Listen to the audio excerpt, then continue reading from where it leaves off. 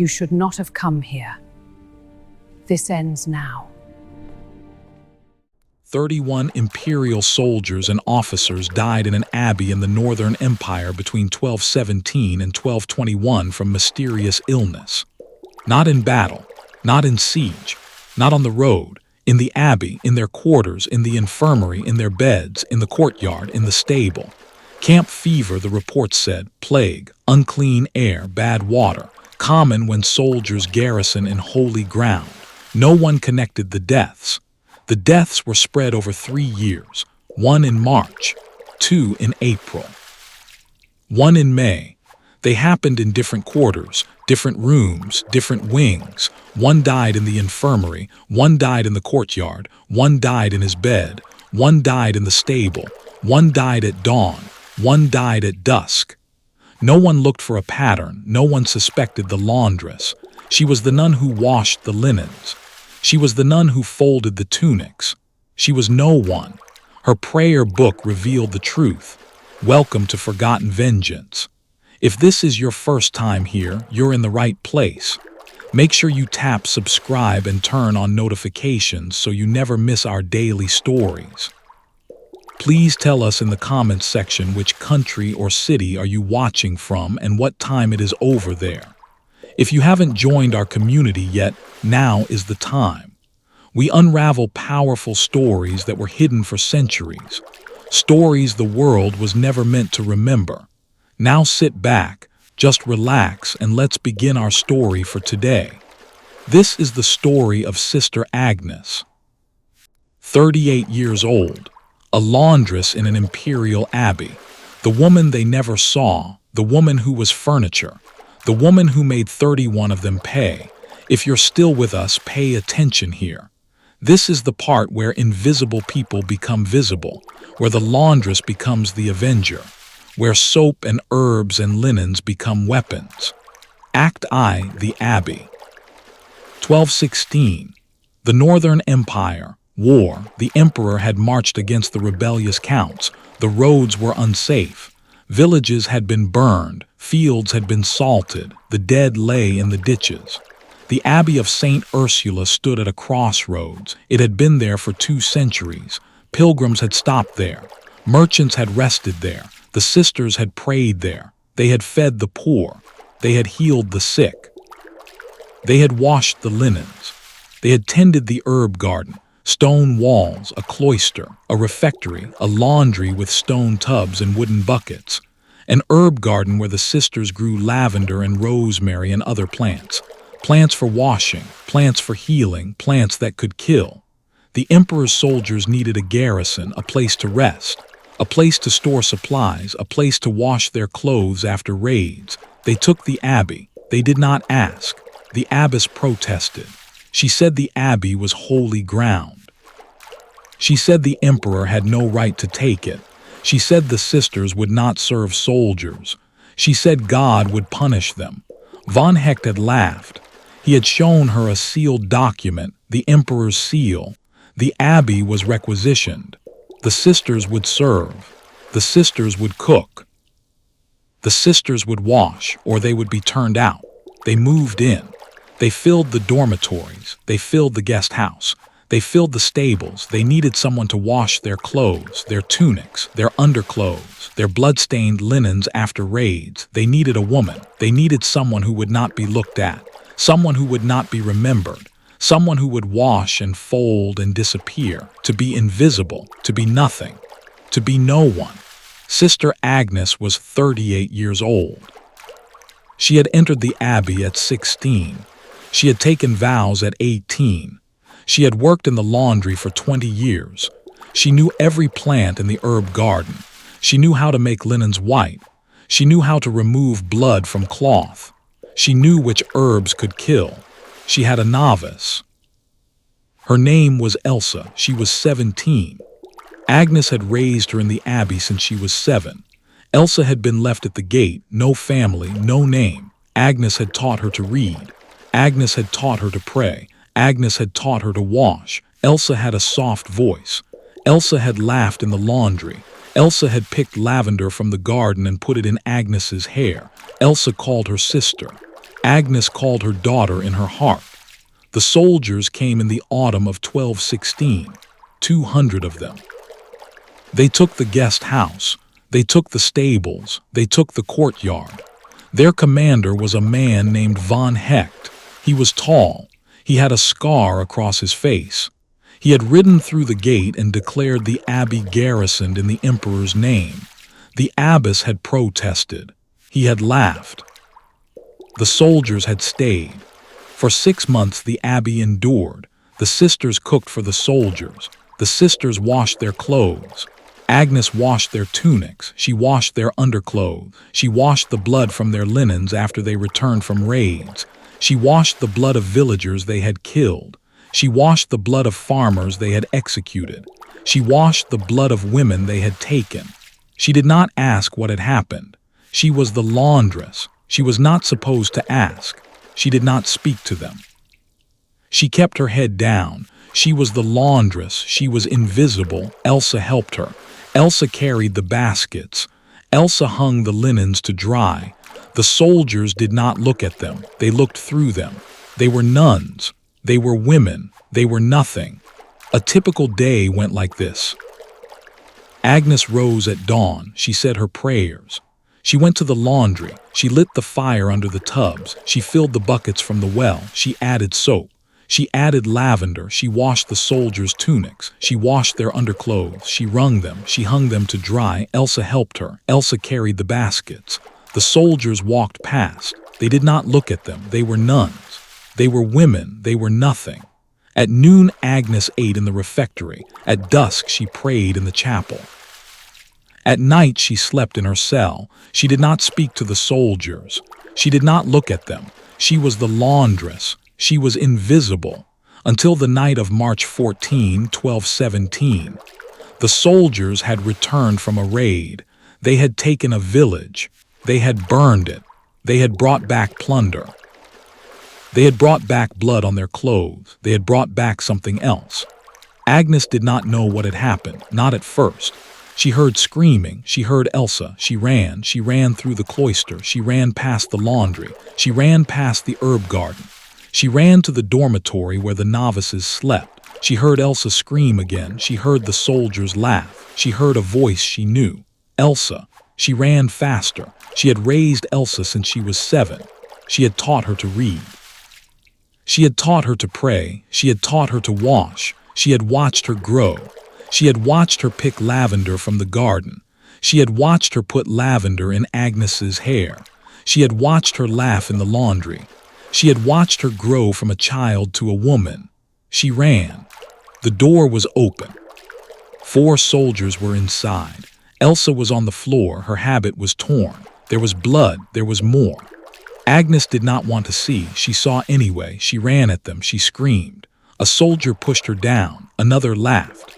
Von Hecht stood in the doorway. He had watched the whole time. He had watched the 4 soldiers. He had watched Elsa on the floor. He had watched Agnes run in and scream. He had not stopped them. He had not said a word. When they were done, Elsa did not move. She lay on the floor.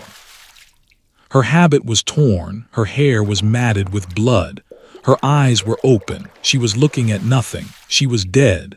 Agnes crawled to her. She put her hand on Elsa's face. It was still warm. It would not be warm for long. Von Hecht looked at Agnes. He did not see her. He saw the laundress. He saw a nun on her knees. He saw a woman who would wash and fold and disappear. He saw nothing. "Wash their tunics," he said. He pointed at the soldiers. "They are stained.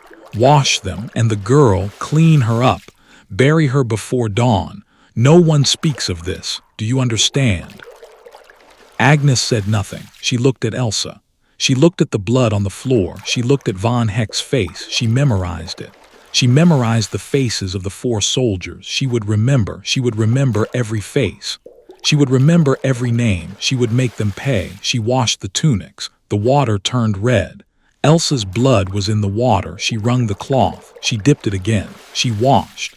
She washed until there was nothing left, until the tunics were clean, until Elsa was gone from the cloth, until only she carried Elsa in her head.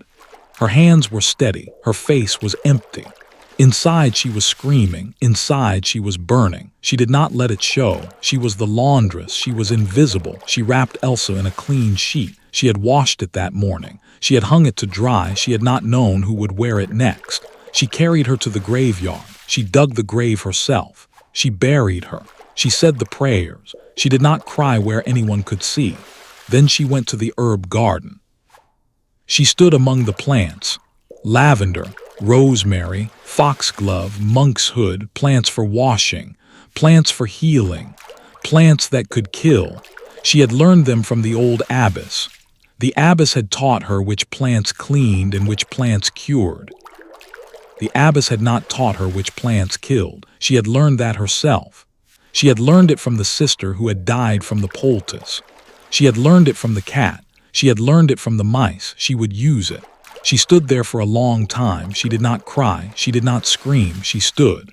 Then she took a small book from her habit. She had kept it for years, a prayer book. She wrote on the last blank page, March 14, 1217, Elsa is dead. 4 soldiers. Von Hecht watched. I will remember. I will make them pay. She hid the book. She would write everything down. She would remember every name. She would remember every face. That was the moment. That was the breaking point. That was when Agnes became something else. Act Roman 2, the preparation. Agnes had washed for 20 years. She had washed linens. She had washed tunics. She had washed blood from cloth. She knew what was in the herb garden. She knew what the plants could do. Foxglove, digitalis.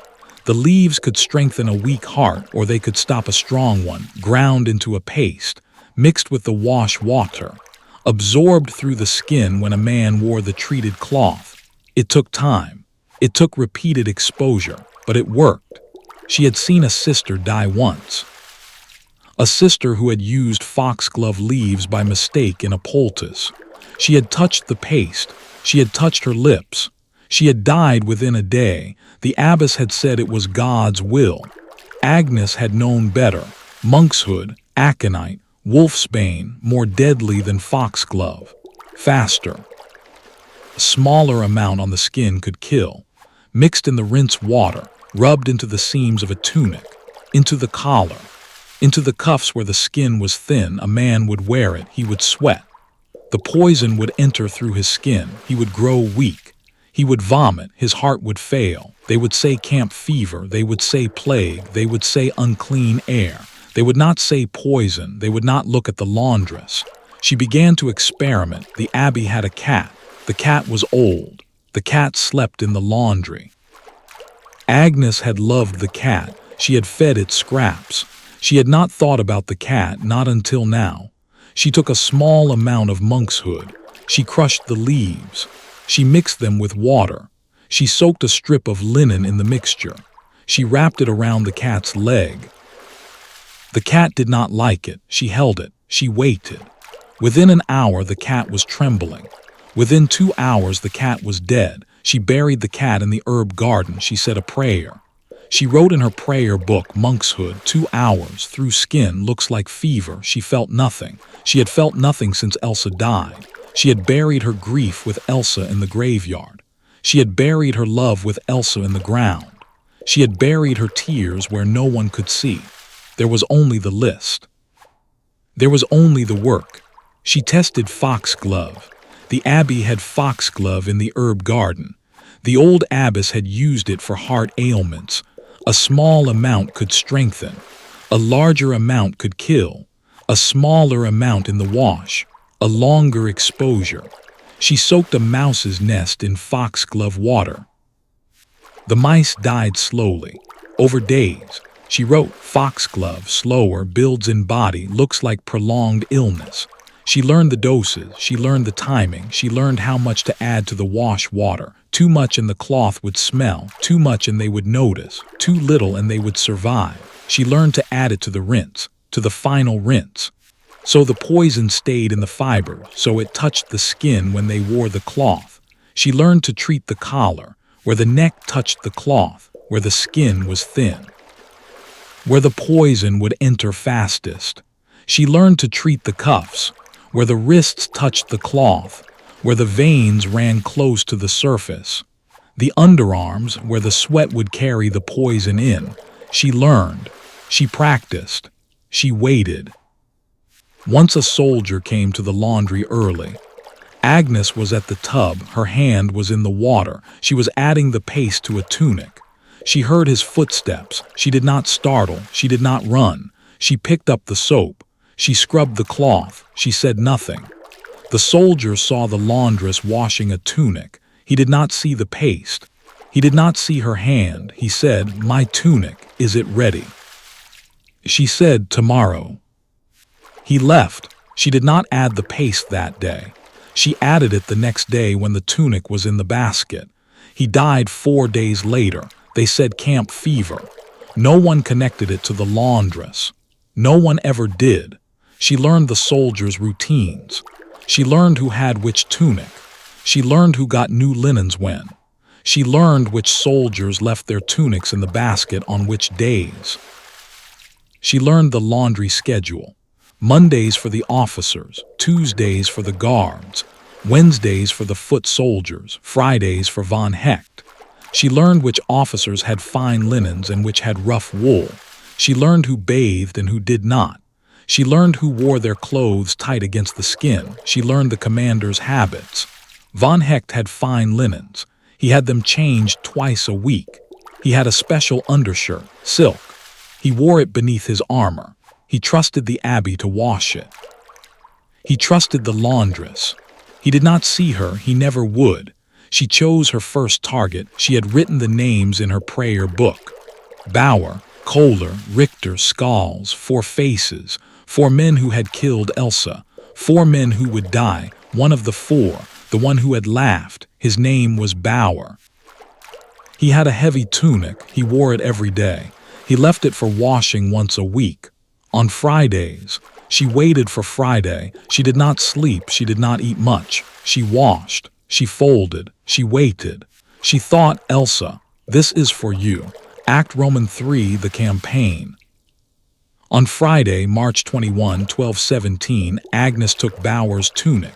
She washed it as usual, soap, water, lavender for the smell. Then in the final rinse she added the paste. Monkshood, crushed leaves mixed with water. She rubbed it into the collar, into the cuffs, into the underarms. She folded it. She left it with the clean linens. Bauer put it on the next morning. He pulled it over his head. He tightened his belt. He did not notice the paste in the collar. He did not smell anything. The lavender covered the rest. He wore it. He marched. He sweated. The poison entered his skin. By evening he complained of fever. By the next morning he could not stand. By the afternoon he was dead. The surgeon was called. The surgeon wrote, camp fever, common in garrison, unclean air, bad humors, the body was buried. No one questioned the laundress. No one looked at her. She was folding linens when they carried him out. She did not look up.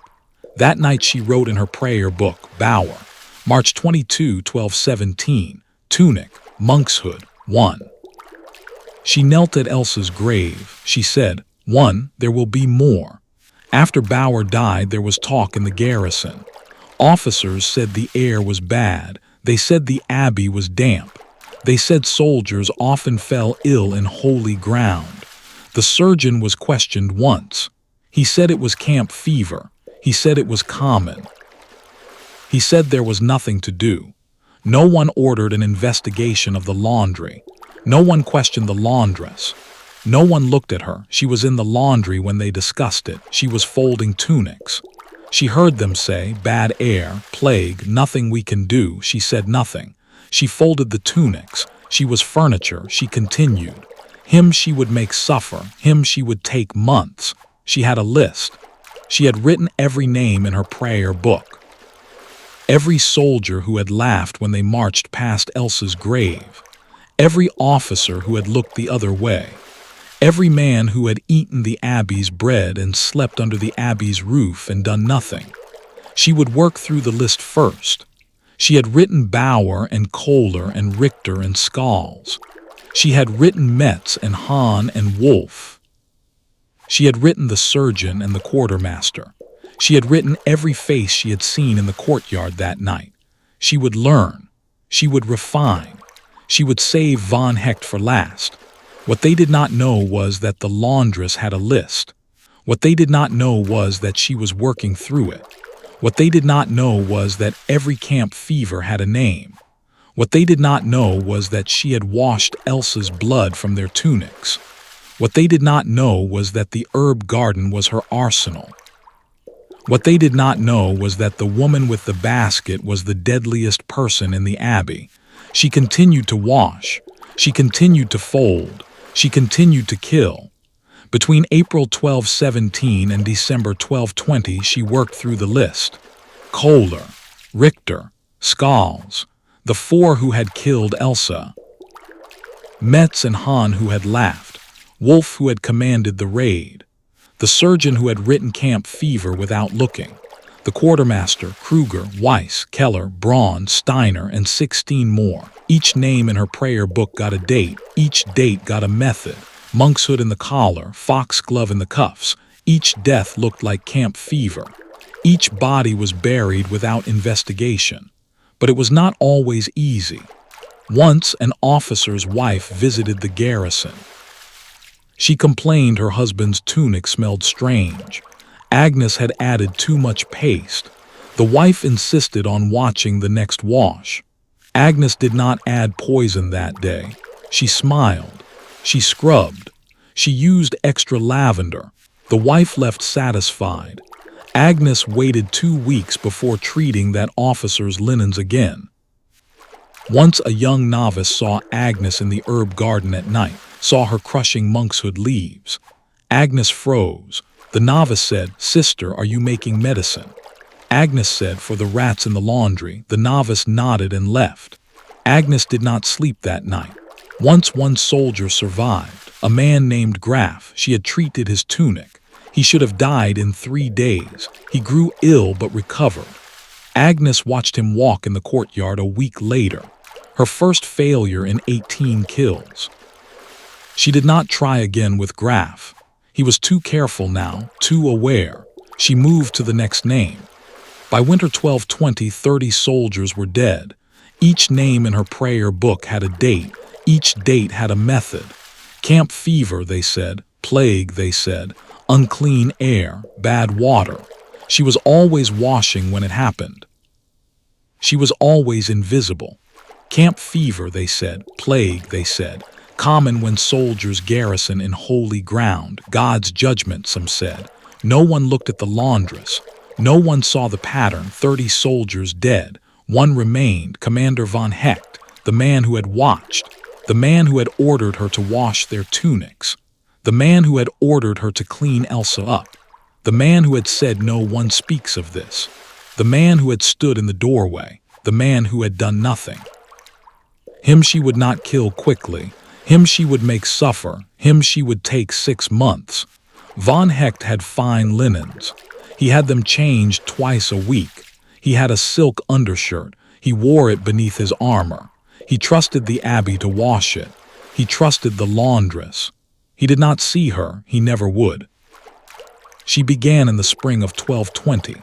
She had killed 30 others first. She had worked through the list. She had learned. She had refined. She had saved him for last. She had watched Von Hecht for 3 years. She had watched him eat in the refectory. She had watched him pray in the chapel when he pretended to pray. She had watched him ride out and ride back. She had watched him give orders. She had watched him sleep in the abbey's beds. She had watched him wear the abbey's linens. She had washed those linens. She had folded those linens. She had delivered them to his quarters. He had never looked at her. He had never said thank you. He had never seen her. She had watched him look through her as if she were a wall. She had written his name in her prayer book. She had written it on the first page. She had written last. Every time she washed his linens, she added a small amount. Foxglove, not enough to kill quickly, enough to build, enough to weaken, enough to make him suffer. She treated his undershirt, she treated his collar, she treated the cuffs, she rotated. She never added enough to be noticed. The lavender covered the smell. The linen stayed white. He wore it. He sweated. The poison entered his skin. It built in his body, week after week. month after month. By summer he had a cough. He thought it was the weather. He thought it was the dust from the road. He did not think it was the laundress. He had never looked at her. By autumn he had palpitations. His heart would race. His hands would tremble. He went to the surgeon. Surgeon examined him. The surgeon said exhaustion. The surgeon said campaign fatigue. The surgeon said the stress of command. The surgeon gave him rest. Agnes did not stop. She kept washing his linens. She kept adding the paste. By winter he could not ride. He stayed in his quarters. He had his linens changed every day. She was the one who changed them. She was the laundress. She was invisible. She treated every piece that touched his skin, every undershirt, every collar, every sheet on his bed, every towel he used. She added foxglove to the rinse. She added monkshood to the seams. The poison built in his body. He grew weaker. He coughed blood. The surgeon said his lungs were damaged. The surgeon said rest. The surgeon did not look for poison. No one looked for poison. The poison was in him now. It was finishing the work. On the morning of January 3, 1221, Agnes brought fresh linens to von Heck's quarters. She entered his room for the first time in 6 years. He was in bed, coughing blood, dying. His eyes were open. He looked at her. For the first time in 6 years, he actually saw her. He tried to speak. Blood bubbled at his lips. She set the linens on the chair. She looked at him. She let him see her face.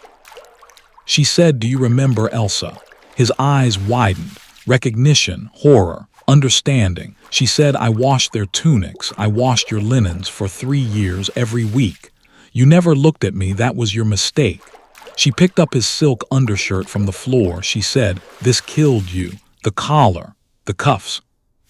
The poison built in your body for 6 months. You felt it, didn't you? The weakness, the trembling, the cough. That was Elsa. That was me. That was justice." He tried to reach for her. His hand fell. She turned and walked out. He died alone an hour later. The surgeon wrote prolonged illness, campaign fatigue, bad humors, natural causes. The body was buried. They did not connect him to the others. They did not connect him to the 30. They did not connect him to the laundress. They did not connect him to Elsa. They just buried him. After von Heck's death, the garrison fell into disarray.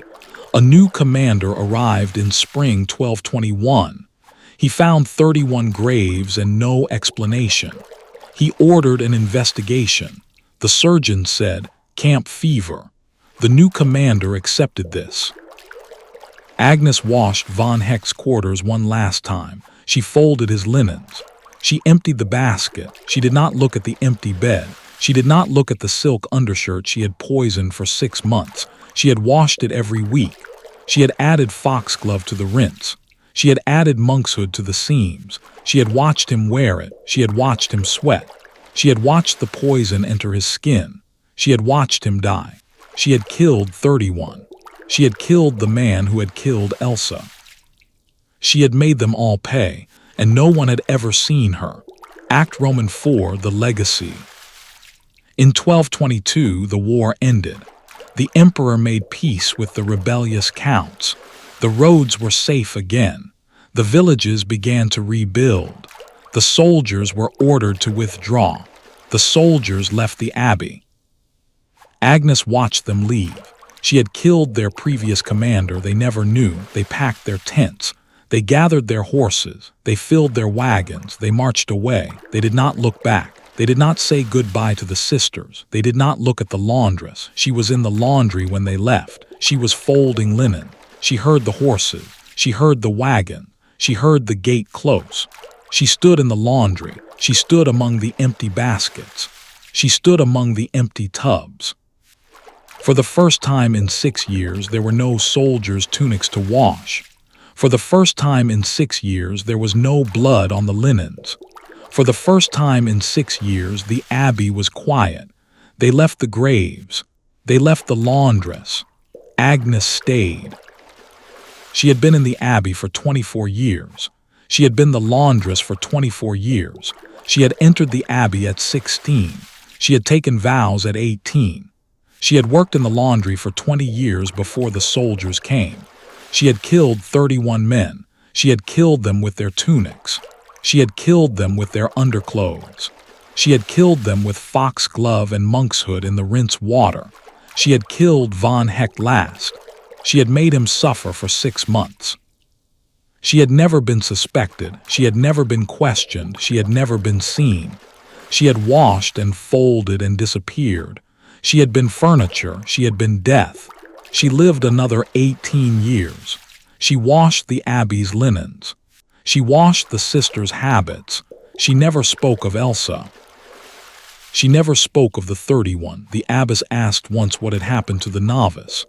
Agnes said she died. God took her. The abbess did not ask how. The abbess did not ask who. No one ever asked. Agnes went to Mass every day. She knelt at Elsa's grave every morning. She said the prayers. She did not cry where anyone could see. She kept the prayer book in her cell. She hid it under her mattress. She never showed it to anyone. She never forgot. She never regretted. She died in 1239. She was 61 years old. She died in her sleep. She died in her cell. The abbey burned in 1241. 2 years after Agnes died, a fire in the kitchen. A candle left untended. The flames spread. It consumed the refectory. It consumed the dormitories. It consumed the laundry. The sisters fled with what they could carry. The cloister collapsed. The laundry was destroyed. The herb garden was buried under ash. When the sisters returned to rebuild, they found things in the rubble. The refectory was gone. The dormitories were gone. The laundry was a heap of stones, charred books, burnt linens, and in the ruins of the laundry under a fallen beam a prayer book. The leather was scorched. The pages were damaged, but some of the writing was still legible. The first entry was dated March 14, 1217. The day Elsa died. It read, "Elsa is dead. 4 soldiers. Von Hecht watched. I will remember. I will make them pay." There were other entries, names, dates, methods. Bauer, March 22, 1217. Tunic, monkshood, Kohler, Richter, Scals, Metz, Hahn, Wolf, the surgeon. The quartermaster, Keller, Braun, Steiner, Kruger, Weiss, and 18 more, each with a date, each with a method, 31 names, 31 dates, 31 methods. The last entry was dated January 3, 1221. The day Von Hecht died, it read, 31, I have made 31 pay. Von Hecht is dead. Elsa, I have not forgotten you. I am done. I will never speak of this, but I have not forgotten. In the margins she had written, I do not care what they call me. I did what I had to do. Elsa did not deserve to die. They did not deserve to live. I have no regret. She had also written, they never saw me. They never looked at me. I was the laundress. I was nothing. That was my weapon. I could have killed 50. I killed 31. I killed the one who watched. That was enough. The abbess who found it did not know what to do. She was a young abbess. She had not known Sister Agnes. Agnes had died 2 years before the fire. She read it. She read the names. She read the methods. She read, I will make them pay. She read, they never saw me. She read, I was the laundress. I was nothing. That was my weapon. She kept it. She did not destroy it. She showed it to a scholar years later. He was a monk from a nearby monastery. He had come to help rebuild. He read it. He did not know what to believe. He went to the imperial archives. He found the garrison records. He found the burial records. He verified the names. He matched each name in the diary to a grave in the abbey cemetery. He matched each date to the garrison records. He found no autopsies. He found no investigations. He found only camp fever and plague and unclean air. 31 imperial soldiers and officers had died in the abbey between 1217 and 1221. From camp fever, plague, unclean air, natural causes. No one had looked for poison. No one had looked at the laundress. The scholar wrote a chronicle. He included the story. He did not say whether he believed it. He wrote, the sisters of Saint Ursula tell of a laundress who kept a record. 31 names. 31 deaths. Whether it is truth or legend, the graves exist. The names match. The rest is for God to judge. The prayer book was copied. The story was told. It became a legend in the region. Travelers told it at inns. Merchants repeated it on the road. Sisters whispered it in the abbey. Some said it was true. Some said it was a tale. The chronicle remained. The graves remained. The names matched. The laundress who had killed 31 soldiers, the nun who had made them pay, the woman they never saw, the invisible avenger. Today the Abbey of St. Ursula still stands, rebuilt after the fire in 1241. The sisters returned. They rebuilt the cloister. They rebuilt the refectory. They did not rebuild the laundry in the same place. They built it elsewhere. The old laundry became a courtyard. The herb garden was never replanted. Some say the soil is still poisoned. Some say it is only a legend. You will not find a plaque for Elsa. You will not find a plaque for the 31. You will not find a plaque for Agnes. But the sisters know. The walls know. The story is in the chronicles. The story is in the prayer book. The story is passed down by the sisters. The story is here. That is the truth. That is the legend. That is the story of Sister Agnes, the woman who was 38 when she started, the woman who was 41 when she killed von Hecht, the woman who lived to 61, the woman they never saw, the woman who washed their blood from their tunics, the woman who made 31 of them pay, the woman who was never caught, the woman who was never suspected, the woman who was just the laundress. She succeeded because she was invisible. She succeeded because they had made her invisible. They had needed someone to wash their blood from their clothes. They had needed someone to fold their linens. They had needed someone they would never look at. They had chosen a nun of 38. They had chosen Agnes. They had given her access to every tunic. They had given her the herb garden. They had given her the laundry. They had given her the one thing they never had, the ability to be forgotten. They had looked through her for 6 years. They had walked past her in the laundry. They had handed her their blood-stained tunics without a word. They had never asked her name. They had never asked what she thought. They had never seen her. She had used it. She had used it for 31 deaths. She had used it until the war ended. She had used it until the soldiers marched away and never came back. The invisible avenger. And if you ever walk past a woman washing linens, if you ever look through someone as if they are furniture, you will think of this story. You will think of Sister Agnes. You will think of the woman who washed her daughter's blood from the soldiers' tunics. You will think of the woman who killed 31 men and was never seen. You will think of the 31. You will know that sometimes the invisible see everything. Sometimes the invisible remember everything. Sometimes the invisible are justice. Sometimes the laundress is the avenger. 31 imperial soldiers and officers died in an abbey in the Northern Empire between 1217 and 1221. The laundress saw everything. Her prayer book revealed the truth. Sister Agnes was 38 when she started. She was 61 when she died. She was never caught. She was never seen. She was the invisible avenger. Sometimes the people we look through are the ones who see everything. Sometimes the invisible are the most dangerous. Sometimes justice comes from the most unexpected places. Thank you for watching Forgotten Vengeance. If this story moved you, share it with someone who needs to hear it. Subscribe for more stories of forgotten vengeance, hidden justice, and the debts that history never forgets. Tell us in the comments what you believe. Was Agnes's revenge justified? Should she have faced a court? The discussion continues below. Until next time, remember, the past does not stay behind you.